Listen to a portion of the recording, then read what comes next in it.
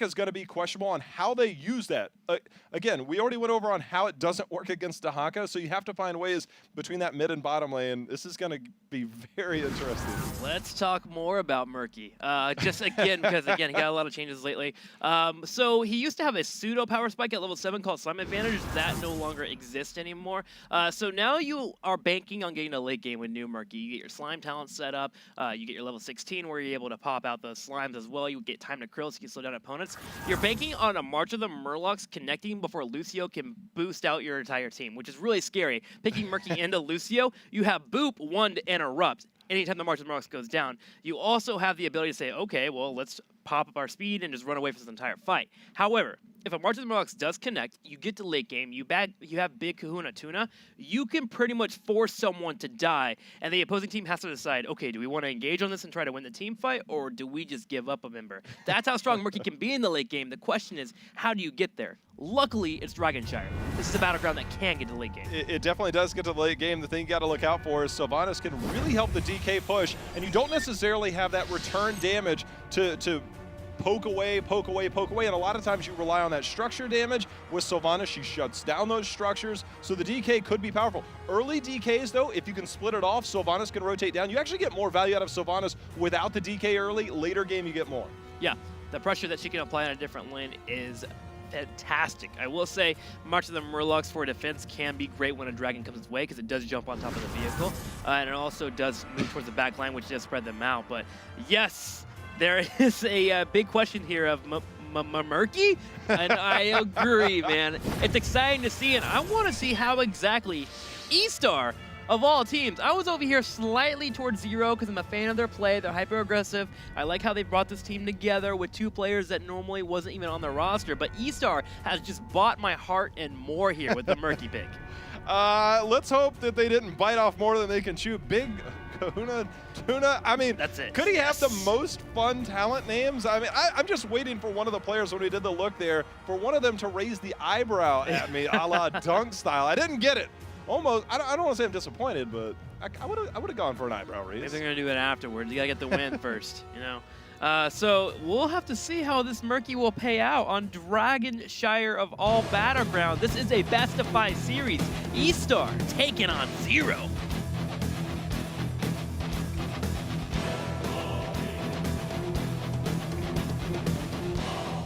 大家好，我是来自 Zero 战队的 M。大家好，我是 Zero 战队的6.6，就可能变化比较大一点吧，因为不是原班人马了嘛。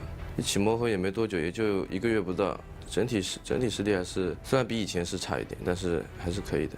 我们训练赛的话，输赢参半吧，然后但是我们的队伍氛围特别好。也是参考外国的比赛吧，就韩国一些什么比赛什么，等于也像是模仿吧。希望有一支中国队就是能够赢一次韩国队，在比分上胜利，然后有一支中国队能走到最后一天。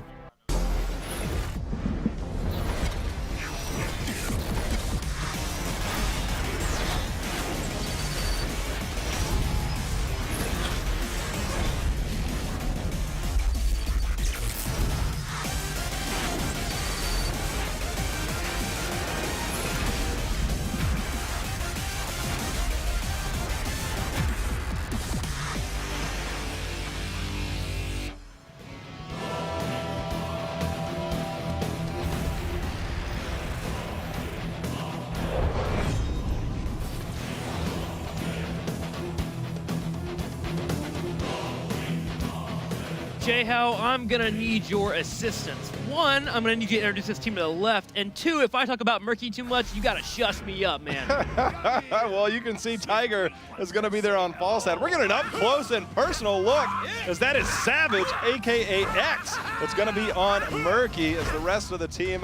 You know, let's just take it over to Zero. We'll get more into that Murky, taking all the attention. To the far right, Zero will be in the red. Lucio bouncing around there as Tao will be showing off his support plate. He's been doing it all weekend, and he has been here for this team. 6 will lead the charge to the front. Now, the pick here at level 1 is actually going to be the fake eggs for our Murky.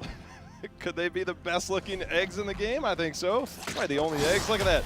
Just plop it down there. And look at this. A little bit of early Sylvanas push. You couple that with Greymane.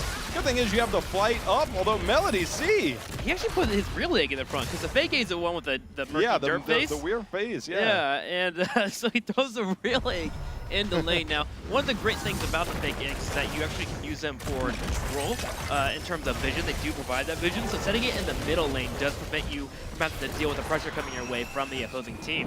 We're going to have some pressure on Li Ming in the bottom. Left at 6 and goes in for the aggressive play, but it will not pay off. Okay, so we talked about Murky's struggles in that solo lane. It looks like Murky's going to be up there with maybe a possible rotation. Tiger having a barrel roll out of there. He should be just fine. But that top lane, I'm really worried about that. I think they're going to have to commit a lot of resources, namely Falstad. You know, you can abuse that global. Maybe you have some cool rotations lined up. But this is going to be a really weird game. It's Murky. Does that even count as first blood? It does. It counts as half blood. A little bit of a prick of blood on the fingernail, get some DNA there. But Malfurion, that is definitely some more blood there. So he'll be picked off by Zero with the aggressive play in the bottom lane. A 4-man rotation as Melody attempts to push in with that Sylvanas. Now, Murky will continue to dance back and forth, and this is where he has a really hard time, is when that Primal Aggression jumps on top of him. He is using the eggs, though, as a way to get double slimes in those fights. Maybe he's brought out a new clever way to play against Dahaka. Yeah, maybe we just don't know about this new Murky. We haven't really seen Murky. Murky does not really show up on global stages, but we talked about the struggles of controlling that lane. We have a 1 minute and 50-second DK, and that seemed a little too easy.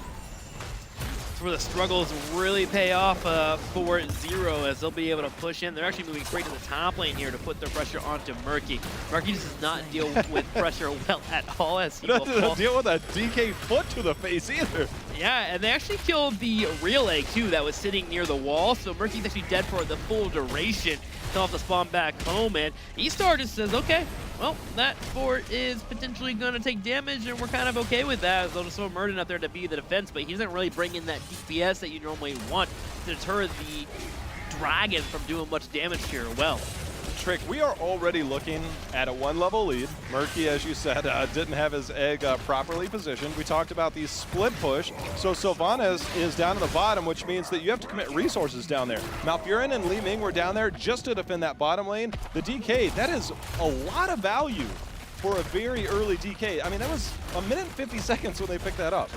yeah, getting a well and some turret or fort damage is a solid trade for you, especially when you're able to take Giants afterwards. Grabbing these Giants on the right side allows for Zero to continue the pressure on the bottom, which means no resources can be really forwarded for eStar to rotate to the top to help out the Dahaka that can just push in constantly with the aggressive play.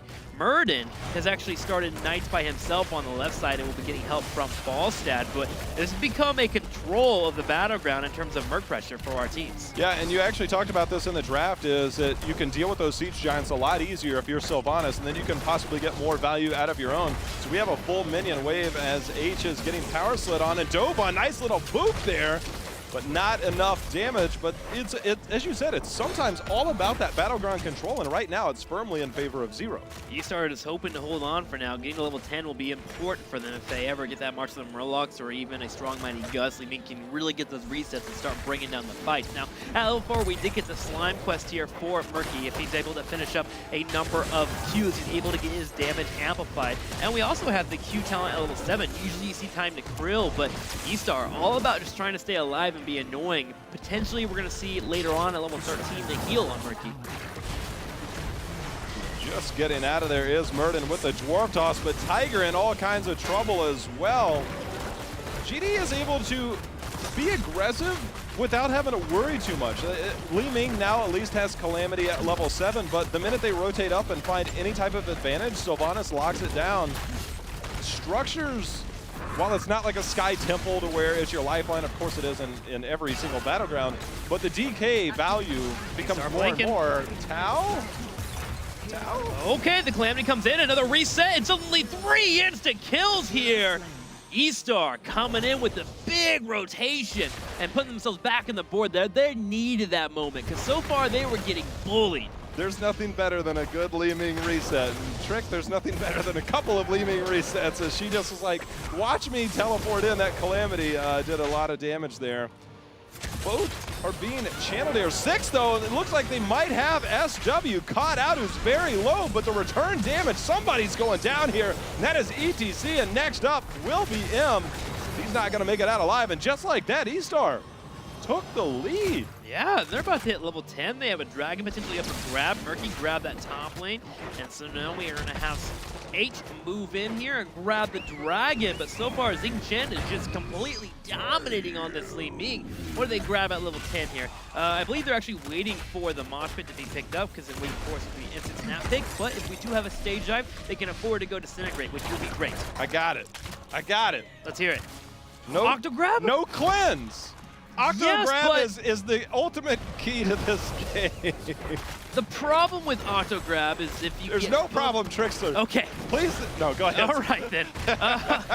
Yes, there is no cleanse, but Lucio can drop a sound barrier, and there's going to be no major blow-up unless Li Ming follows up instantly with the W into the Q, so communication has to be on point. Greymane can jump in with a Dark Flight and burn down Murky instantly, which frees away the Auto Grab, because Auto Grab doesn't persist anymore after using it if Murky falls victim to death. Now, this is not a big deal later on with some talents that can be grabbed. You can get the shield at level 13 instead of the heal that I was talking about earlier, and I think the shield is the way to go. And then when you get Big Kahuna Tuna at level 20, you have a full 3-second lockdown because of that Octo Grab. So it is a late game pick, but it is very hard to pull off, and it's very late game oriented. Big Mighty Gust into knockback. Sylvanas gets focused down. Li Ming going off, but she's going to get picked off here at the same time. Brush Sucker, though, coming in here from Dahaka. Zero's looking for their own fight. GD thrown across the map. He's going down, and M just trying to find his way out. He does have that Dark Swarm that allows him to move through, but he doesn't have enough health to maintain. And 6 with that large knockback is going to be the only one that walks away from that fight, but that Mighty Gust into the Twilight Dream. eStar on point, and guess what, Trixler? When you're left alone, just Murky things. You keep pushing all day, dropping your Qs, taking forts. He's even throwing down the fake eggs to get additional slimes on those minion waves so he can clear them quicker. Now, 13, what are we getting from Murky? I'm so excited to see this, man. HGC, getting to see these talents here. He's going to go ahead and grab the heal at 13, which is great with the Big Kahuna Tuna. But that does mean it will still be very difficult for him to get a full Octo Grab duration off, and I think eStar has just set themselves up for that late game. I think they're setting themselves up for their late game, but as our friend Kalaris was saying, Xing C popping off. Shout outs to him. Hello, Kalaris. We miss you, buddy. I miss you, Kalaris, you and your beautiful red hair. I'm gonna go too far on the bromance there, but I do miss him. You're good enough, though, JL. You're good enough. I'll head to the store afterwards, get some red hair dye, and I'll work on the accent overnight. Oh, the Octo Grab on Dahaka here. Now, theoretically, if you do drop the puffer fish and you wait half a beat and you go into the Octo Grab, Dahaka doesn't have a chance to actually burrow, so you can get damage on him. And you saw the chunk that occurred there, so in one-on-one scenarios, Murky can do well, especially if you understand the timings. Big sound barrier in the middle of the map, though. Here comes H jumping in with the Stormbolt. GD is going to get pushed away. I think that Gust wasn't quite worth it. However, Greymane did get pretty threatening there on the Li Ming. It's just amazing how much this has opened up ever since that fight mid. I mean, we're looking at 9 kills to 2, a 2-level lead. Murky all of a sudden becomes this dominant factor that's completely controlling that top lane. But in the backside, you've got the roots to meet them. The power slide over, not a lot of team there, but Tiger has joined the fight. GD in the back right, getting focused down, a big welling arrow, but will it be enough? The answer is no. H goes in with a Stormbolt. Li Ming popping off once again. Here's M, and he's like, hey, team? Team, where are you? Li Ming doesn't care. Disintegrate popping out. 6 low on health, and this could be a 5-man wipe. It should be a 5-man wipe. eStar gets multiple kills. That is Xing C at his finest. Ladies and gentlemen, Xing C last year was just an anomaly in all forms that we saw in terms of this game, and we talked about it so much. The potential of this team, a lot of it rides on his shoulders, but man, when your team is on point, Li Ming looks so strong. And we are moving towards a late game where Li Ming gets even stronger, especially here with Xing Chen bringing in that damage. So we'll see how it will continue to occur. Murky continues to be in this dragon all by his lonesome, which I think is a bit of a downgrade. Being a dragon over being a Murloc is quite the punishment to take, but he's going to do it for his team. Pushing down the middle wall here, low on experience. There is almost a 4-level lead for eStar. the implications. Octograb? Oh, there it is. The Octograb going in, not able to get the kill as the combo not quite there. But it is Murky. Guess what? He's already back up at stage dive, coming into the back. Big gust here. We're going to have a silence, which is well played there. The next second or two available for Malfurion at the same time, but it's too late here. Dahaka being burned down. Ace jumping in here, looking for the Stormbolt. Will he connect it? He does hit it on GD in the back right. Sound barrier pop just to survive. 4-0. They need to retreat away because you are correct. Murky is here to play again. And flying up to the top, never missing a beat on Soak as we see Murky just doing whatever he wants. They're just like, I'm taking out my frustrations, die Murky. But Murky, 7 seconds, 5 seconds, 4 seconds. He'll be back up momentarily, but 3-level lead. eStar, what in the world is happening, Zero? And I'm sure that's what Zero is saying to themselves here. This is a game where you're playing against a Murky who is known for not having a late game composition, and you are losing heavily. It really comes down to Li Ming. The control has been wonderful in the bottom lane. Zero has been hyper aggressive, and one of the best ways to punish a hyper aggressive team is to get a kill and then reset, reset, reset. And that continues to occur. Zero just needs to get a handle on this game. They're in a decent spot. They have their keeps available. They're close to level 16, so they will be on close even footing. They just need to stop getting caught out. The getting caught out thing is the most difficult, and you know, we talk about so many opportunities. As Power Slide, this could be an opportunity, but we will see. That is Muradin, one of the hardest heroes to kill in this game, as they're forced to retreat, and Muradin walks away at half health, and he will heal up with that second win that he has as a trait as well, as if nothing ever happened. Yep, especially with that Stone Form being available at level 16. Muradin's going to have a hard time falling unless Graving sitting on top of him, which can be very difficult. That sets up the Storm Bolt. This is the Malfurion route, so GD's going to have to play lights out. We're going to have Murky on the back right. Savage looking for an auto-grab combo, and anyone can hit. Sadly, will not be able to do so. Does drop the pufferfish, and it's just more of a deterrent to keep his opponents off of him. There's the auto-grab, though. They're looking for ETC, and they focus him down. Instant pickup. Savage being an absolute savage with Murky. I'm just going to say this, Trixler, that I love what I see out of eStar. The combo right before that, the Stormbolt just missed, but you can see they are on the same page as Li Ming is following up, following the lead of his front line. And Murky, in that instance, was the front line. This team is on point, and they are not done as Gravane goes down.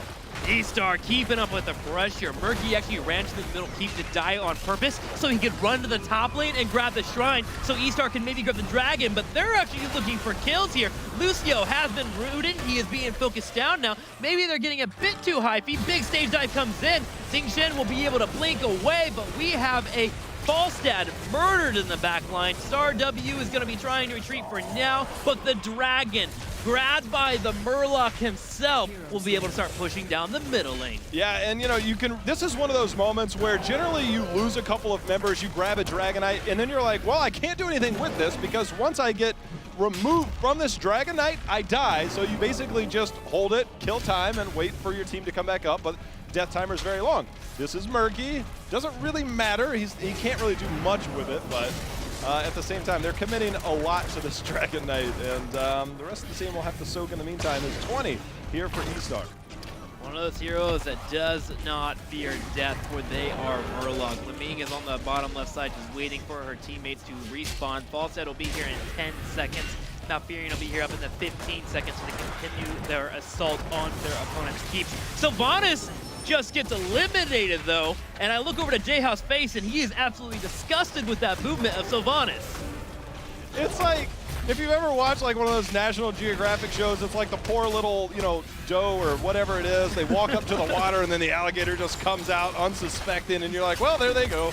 That's what just happened there. Yeah. Sylvanas looking for a little bit of a good time and just gets picked off immediately here. We're going to have Savage on the left, and now remember, he is a big kahuna tuna now. His health bar has increased dramatically. Now, do remember when he dies, he is dead much longer than before, not the 8-second timer normally, but the big health here makes him become much more of a threat, especially with auto-grab being one of the abilities available for him. It just seems like whatever eStar wants to do, I mean, they kind of, you know, harm themselves on that last one, get a little bit too over-aggressive, but outside of that, so far, outside of the first few moments of the game, they've played absolutely flawless. They're taking down a keep here. They have 20-tier advantage. And at any moment, this team can target a hero, take them out, and just get those resets that we've seen so far in every team fight. It is 18 kills to 5, Trixler. Look at how hard it is to kill Murky. We had 3 members working on him. He only fell down to half health. He has decent regen already. He has heal on his own bubble at 13, and he has a Malfurion and keeps him topped off. It is very difficult to deal with this aggression that can come his way. It's just like, you made that comment. It's so hard to kill Murky and take him down, and I'm like, that's an actual comment. That's an actual thing right now. I love it. I love it, man. Well, 21 to 18, 0 just holding on for dear life right now. We're gonna have the Murky focus down. Just kidding, there's the bubble. He did lose his egg, but he can turn around. There's the auto grab. eStar getting 2 kills there, and resets coming in. Xing Chen will look for another one. 3 resets, and now they can move towards core. Yeah, that's game over, and I want to just go ahead and go back to the point is they committed so many resources to kill Murky there. To kill Murky. That was the thing, is that can we get the takedown here? They don't. They pay for it. ETC gets taken down, and to follow up that 3 other members go down, and next to follow is the core as SW actually. Can they get the core here? They need to put they it down. should. It's getting low in 20 seconds. Zero's M is trying to hold here. He's looking towards Li Ming, but Falstad should be the main target. Oh, Xing Chen actually does fall. However, Murky should be able to survive here. The drag does connect. 9 seconds for anyone to pop up. And eStar will take the first game in this best-of-5 series, opening it up with a fish. I just, beware your Hero League games for the next week as eStar has just come out and said, hey guys, guess what's actually really good? Murky, and so far that game, it just seems like you can kind of debate the Murky pick, things like that, but I think what you look at is the skill level, the coordination that we saw at eStar. It goes well beyond that. Murky, I think, definitely complicated things, but the play on the front line of Muradin, followed up by Xing C, the mighty Gus coming in from Falstad into that Twilight Dream, from that moment on, it was just like, all right, this game is ours, we're going to do whatever we want. eStar, imagine if they just did this in Game 3 against MVP Black. Just saying, they could have maybe taken it out. Yeah, the confidence levels definitely spiked to the roof there with eStar in their play overall. And yeah, welcome to the HGC where we ruin your Hero League. I mean, at first it was Dignitas at Western Clash with Stitches and Toronda, and now you get Murky, so you're welcome. But yeah, starting the best-of-5 series, game number 1, gotta love it coming out. Now suddenly you gotta get ready for game number 2. But you gotta be in a weird spot if you're Zero. Do you just feel tilted? You're just like, okay, we're on a national stage, and we just got bodied by Murky. You are being witnessed by many people, and right now, I think it's one of those games you're like, all right, we were not prepared for it. You just kind of put it aside. You can continue to do what you do. Dragonshire is a very unique battleground, so it's something very different. But Tiger, as we talked about, just made so many plays on Falstad. The over-aggressive one might have been a little bit much, but he was a big reason for their success. Yeah, I mean, sure, Tiger, maybe the MVP, but there is another hero that should have maybe gotten the MVP, and I'm just going to talk over it constantly. This is my one moment to finally shine. Does that hero name start with M as well? It starts with an M and ends with Urky. Yeah, it really does. Hold on, let me think about it. You got this, J-How. You're a smart lad. Ooh, see me? This guy. Fire him. He's done. Kick him out. Yeah, Tiger played well. Wonderful money. That's close, right? I'm over you, man. We're done. Bring back Hilarious. I'm so excited to finally see different hero variety. It's cool to see that niche pick that comes in. Now, obviously, you can't run on every single battleground. That was a one calculated strategy that worked out, but going into game 2, there's got to be some adjustments, obviously. I don't think you go with a Murky ban right away. I just make sure that you are set up, and if you do face off against any type of competition that comes your way, I think you actually get rid of Li Ming to get rid of that strategy, because Li Ming really made that work out for the team. He did in Xing C. As we see the final kill count there was 23-7. And not a single fort went down, despite, some of that early advantage from Sylvanas. They got the 1 minute and 50-second DK that seemed to work out really early, but again, after that, it was just like, all right, well, now what do we do? And it didn't work out. But if you are on Zero's side, I mean, you know your potential. You're very familiar with your foe. You've been scrimming these people. You've been playing against them in Gold League. I mean, there's not a lot that should surprise you. Sometimes these things come up. So I don't think it's one of those things you worry too much if you're Zero. It's a best-of-5. It's one game. You come back, you regroup, you play to your strengths. I think that Zero has the potential, but eStar, as you said, you might want to start looking to some of the other heroes.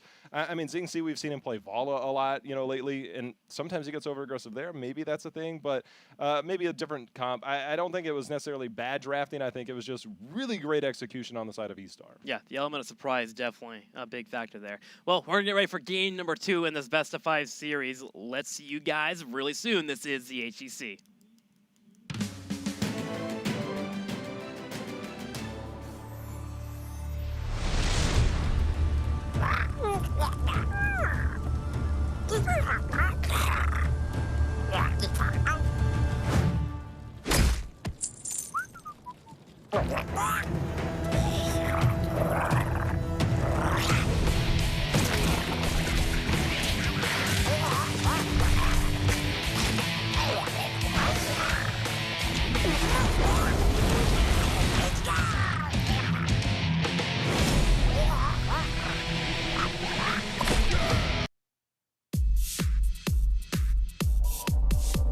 Lucio coming at you. Since he was a child, Lucio has always believed in using music to bring people together. When the Vishkar Corporation moved in and began to exploit his community, Lucio repurposed the company's sonic technology and used it to lead an uprising. He became an overnight celebrity and started touring the world in sold-out shows to promote positive social change. Now, Lucio fights for justice as he drops the beat around the world and throughout the Nexus. Lucio is a highly mobile support hero who constantly heals or increases the movement speed of all nearby allies. Lucio is able to attack enemies while moving, and his weapon never needs to be reloaded.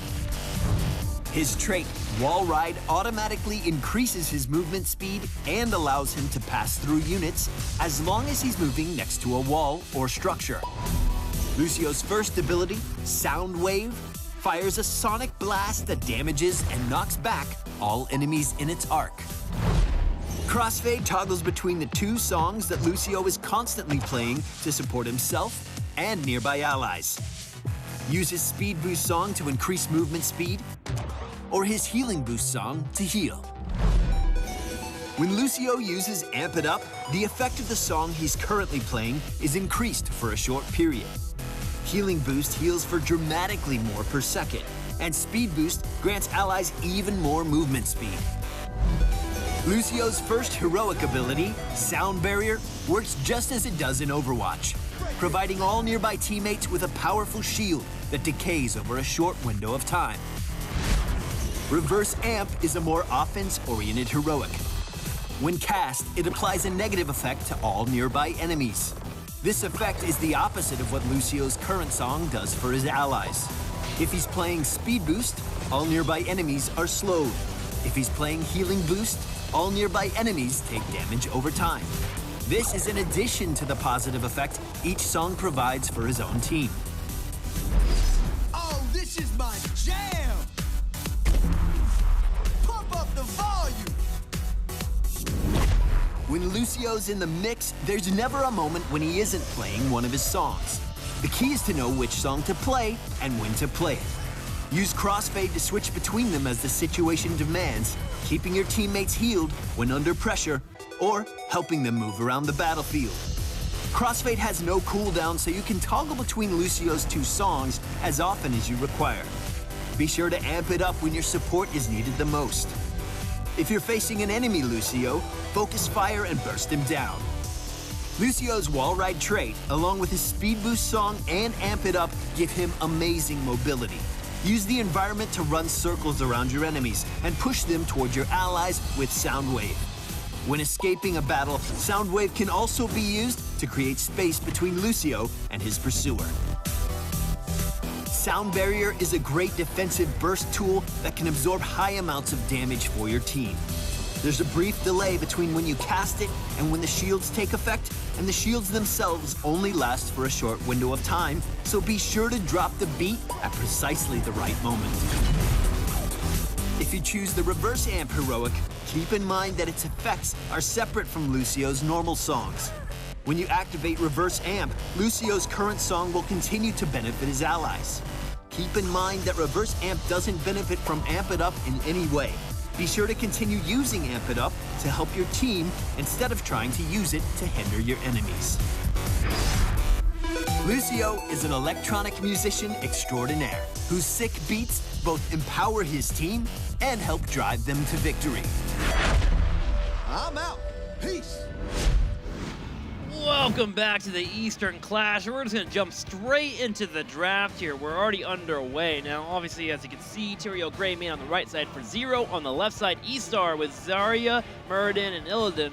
I might be a little bit rude here, but the 3 times I've seen Illidan this weekend, I feel like he hasn't been very effective.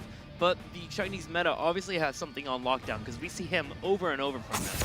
It's something that they definitely have in their repertoire that a lot of other regions don't. You know, it's kind of like the old guard, but Zagara Illidan seems to still be around as we see Malfurion. You know, Trick, one of the things I was trying to point out there in the break that we had in the draft, the last time these guys faced off back at the Gold Club Championship in November, one of these teams picked Cho'Gall, and that team won, and that team was Zero Panda. I'm not sure if they're necessarily set up for it now, but just in case you're excited about crazy drafts in China, then this is one to get excited about. I mean, I'm full on board for Chinese meta, man. Like, it makes me happy just to watch them play with the different varieties they bring into the mix-ups. This one's looking a little bit more standard here, with Lucio and Vala being picked up. So obviously the Immortal race heavily in the favor of Zero. On the left side, eStar does have engage and chase potential. Now, obviously we might need a little bit more damage and more of a way to open up for kill potential. In the past, it's been Lunara for eStar.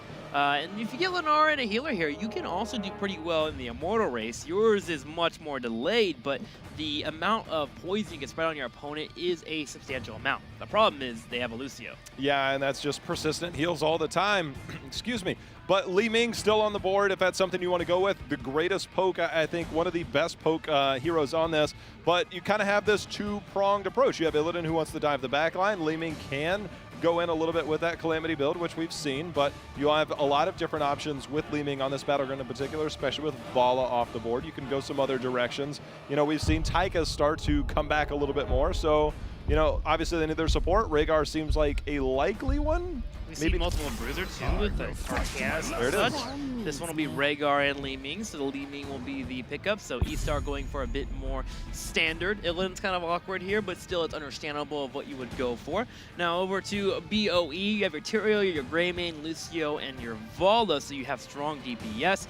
There are a couple of options here. You can go for a second support, maybe potentially looking for a cleanse setup, and just empower that Vala completely. Or of course, you can have another warrior and just be completely harassment based. You want to be able to deal with that Illidan. I actually wouldn't mind seeing a Brightwing here. I know it sounds awkward, but it gives you the control of Illidan. You have the double heals for Lucio. There's no major way for that poke to be substantial, and you can just focus on the Immortal.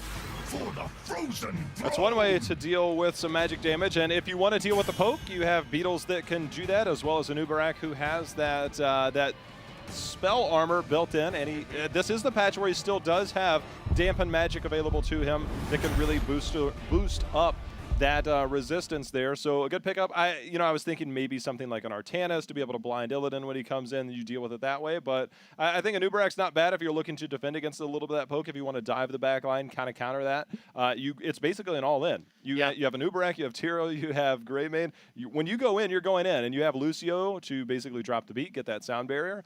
And so that is an all-in dive comp if you want it. Else, Greymane still does really well in the Immortal race. So it's kind of you have a good defensive structure, you have a good offensive structure, and if you need to take a fight, you have the potential as well. Zero just has a good pickup of that last pick there of the Anubrak of being able to position firmly in the middle as an anchor against that Li Ming, and if Illidan dives on you, you have your Burrow charge away. It's actually not too scary for an Anubrak to deal with that auto attacker. Normally a ranged auto attacker like a Vala or a Tychus to a degree would burn him down to a slight amount, but Illidan, once he hits that Q button, you're like, all right, see you later, and you hit your E and you deuce out, and at the entire time, your Greymane and your Vala is burning down the Immortal. So I actually look at this draft and I enjoy Zeros more than eStars. However, eStar seems to be the more established team here. Yeah, I think eStar, skill-wise, seems to have a little bit of the edge, but draft can really, compensate for some of your deficiencies or counter a lot of what they're doing. I think Anubarak was a really good pickup, so I think that's something that we'll have to definitely keep an eye on. It's one of the few heroes that you just walk in, and it's not something you want to do every time, but it's something you can pretty much do most of the time. You can just eat Li Ming combos. So if you get into that weird your defensive structure to where it's kind of on the neutral side or on your allied side, and you have to just play that poke defense, you have that available to you. Well, for eStar 2, we didn't talk about Zarya too much. Zarya does work here for the poke. You mentioned the dive available for Zero. There is a dive available for eStar as well if they want to just throw their Muradin at somebody and just get on the back line, maybe peel out that Grey Mane, drop down, I would probably think of a Reverberation at level 1 just because of the Grey Mane and the Vala, and just slow them down enough to where maybe you can get a kill or two, get a pick, and then you burn down your own Immortal. So we'll have to see how these two teams do shake out. Overall, the drafts do look pretty solid, but I do lean towards Zero with probably a 55-45 in terms of compositions. But as you stated, man, sometimes it just comes down to skill. Well, that Li Ming Muradin combo that we saw last game, every time that Stormbolt went out post 7, Li Ming was throwing out that combo, so that'll be something for you guys at home to watch when it comes time to Muradin throwing out those Stormbolts. And so eStar looking to take that 2-0 lead. It is a best-of-5 Trixler. They can't win out like they wish they could have in their MVP series. But on the other side, Zero Panda. Are you ready for a crazy question? Lucio, reverse amp over Sound Barrier. I kind of like it. You have the Sanctification if you need that shield, that protection when you go in. You have good availability, you have disengage. So Greymane has that 4-second window to where when he goes into Worgen form, it's 4 seconds before he can disengage. Depending on what Vala build you go, if you opt to go that Q build, you have that vault that you can fall back on. So options like that are available to you. Well, we're moving into Battlefield Eternity. Let's see how eStar will face off against Zero. eStar currently up 1-0.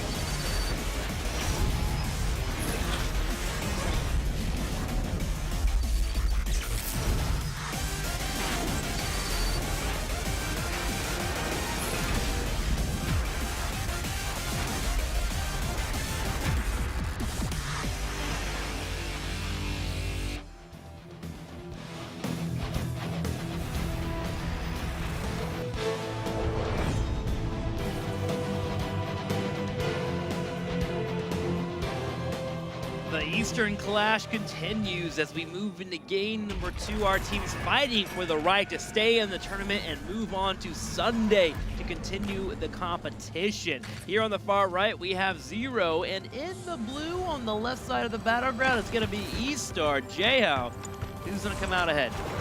Well, we're going to find out because it will rely on X there, who we see on Illidan. That'll be somebody we really want to keep an eye out for, but I want to go back to the point you were talking about. The other heroic for Lucio, I actually really like that. I don't think it's too crazy.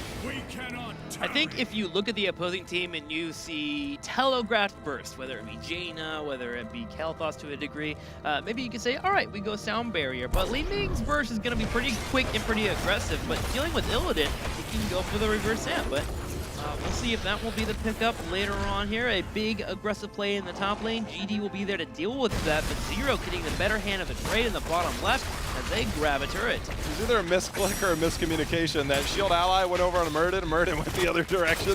So no energy, no ammo soak. So small things like that can matter, but they turn around. They're going to re-engage here in the top. It looks like we're going to have a trade here early on. Both teams racing level 10 and grabbing the experience will allow them to do that. Savage gets the final hit there. Looks to maybe dive behind a fort, working on the well, wanting to bait GD into an unfortunate situation, but GD does not bite. Now we have that odd rotation where both teams try to set up for a lane, and we're going to have H here on the left on Muradin, potentially getting picked off. The Tiger with the shield prevents that from occurring. Xing Chen will move in with the nice combo on him. Li Ming opting to go into teleport build at level 1. So not something we see too often, but maybe want to have that preemptive teleport available just in case you see that dive coming at you. It's not available to you, so you can kind of use that as that, oh, we've got a whole bunch coming at us. I need to dip out of here. I need to make sure that's available. so that'll be there. But 1 minute 30 seconds, there's going to be our countdown for the Immortals spawning.